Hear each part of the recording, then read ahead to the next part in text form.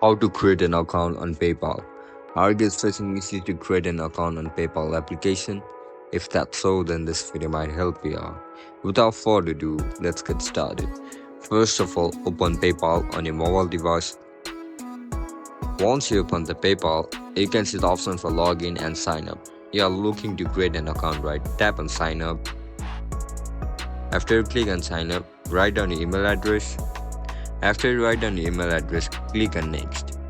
After you write down your email address, write down your phone number. After you write down your phone number, they will send you a verification code. Write down that code. After you write down your code, now create a password. Make sure that no one can steal it. After you write down the password, click on next.